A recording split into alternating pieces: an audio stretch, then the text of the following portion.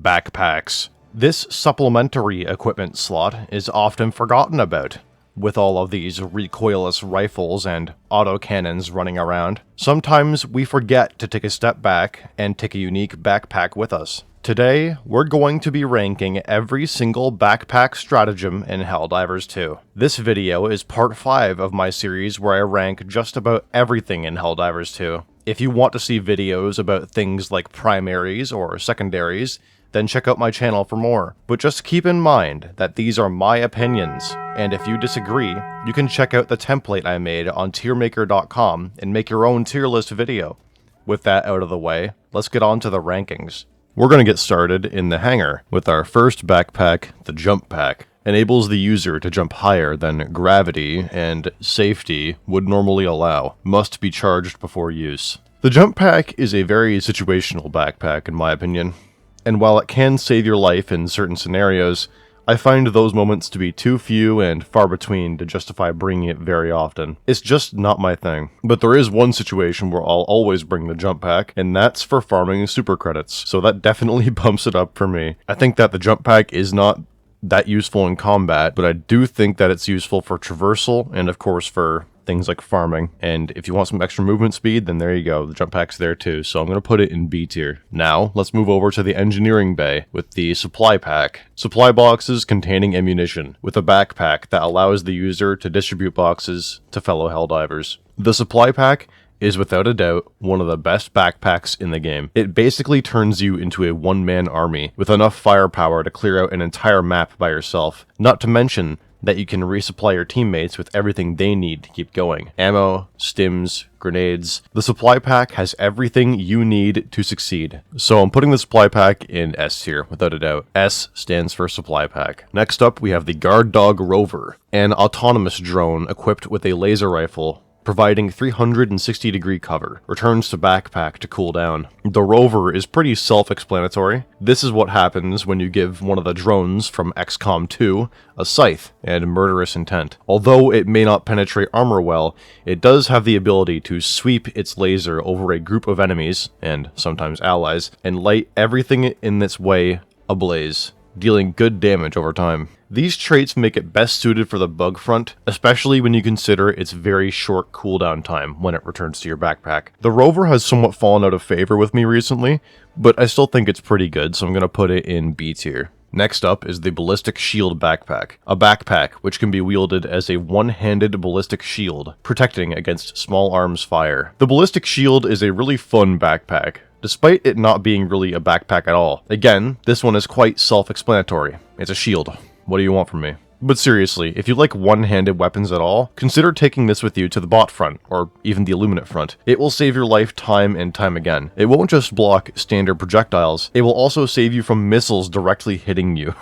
But let's keep in mind that the Ballistic Shield is not powerful in every scenario, definitely not against the bugs, so I'm going to put it also in B tier. Next up is the Shield Generator Pack, encloses the wearer in a spherical shield which blocks high-speed projectiles. The shield generator is, simply put, incredible. That's all you need to know, really. You can take it anywhere and it will save you from death, be it from enemies, the environment, or even your supposed allies. It blocks a surprising amount of damage, and doesn't take that long to recharge after having its shield broken. If you're not sure what backpack you want to bring, then consider taking the Shield Generator. So that is another S tier for me. S stands for Shield and Supplies. Now, we're going to move over to the Robotics Workshop with the Guard Dog, an autonomous drone equipped with a Liberator assault rifle, providing 360-degree cover, returns to backpack to rearm. The basic Guard Dog is the most powerful variant of the Guard Dog family, in my opinion. Ever since it was buffed to have medium armor penetration, it has become insanely powerful on every front, but especially against bots. The footage really speaks for itself. It can melt an entire patrol of them single-handed before you even notice, and it reloads very quickly, making itself reliable and available whenever and wherever you need it, just as long as you keep it filled up with ammo. So the Guard Dog also goes in A tier for me. It's just really solid. Now, let's switch over to the Chemical Agents category with the Guard Dog Dog Breath, a drone that defends its user by firing caustic gas at nearby enemies, blinding and slowing them temporarily, returns to backpack to refill. The dog breath is the most situational of the guard dog variants. The main thing it will do for you is CC enemies that try and get too close, so it's pretty good against bugs, but other than that, it suffers. Don't try and use this against bots, take something else with better range, and you could get some use out of it against the Illuminate, but that's really only going to be useful against the voteless. It is pretty good against bugs, I will admit that, but you should always carefully consider if the dog breath will actually be worth taking with you before you dive. So, I'm putting it in C tier because it's very situational and not always good.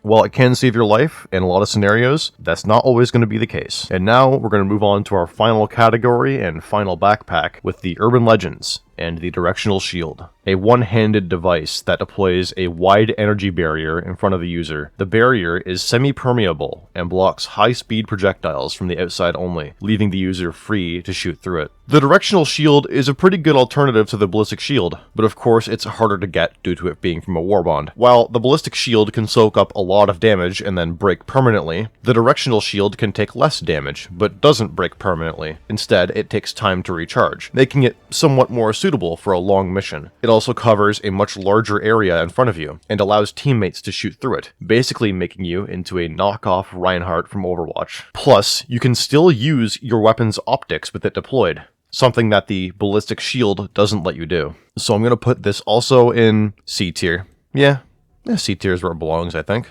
And this is our final ranking. No D tiers this time. I don't think any of the backpacks in this game are pure trash. The dog breath, very situational. The Directional Shield, I prefer the Ballistic Shield personally. The jump pack, situational but useful. The Ballistic Shield, same thing, situational and useful. Guard Dog Rover, just somewhat middling in my opinion, compared to the Guard Dog, which is an excellent choice for taking down enemies. And then you have the top two. Nothing needs to be said about the Shield Generator pack, and nothing needs to be said about the Supply pack. You can use these to annihilate super Helldives with ease. And that's all I have for the rankings.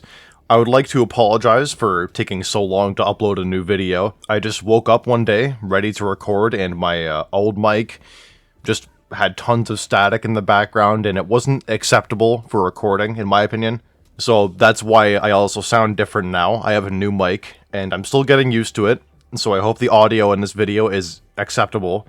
But I'm still working on it, and the audio should be sounding better than ever in a few days when I know how to really use this thing well. If you've watched all the way to the end, then please leave a like on this video and comment about your favorite backpacks in the game. You know, even if you like to take a stratagem with a ammo backpack, then yeah, leave a comment about that. Subscribe if you want to see more Helldivers rankings videos and videos on other co-op games in general. And that's about all I have for today, so this is the SES Prophet of Dawn signing off.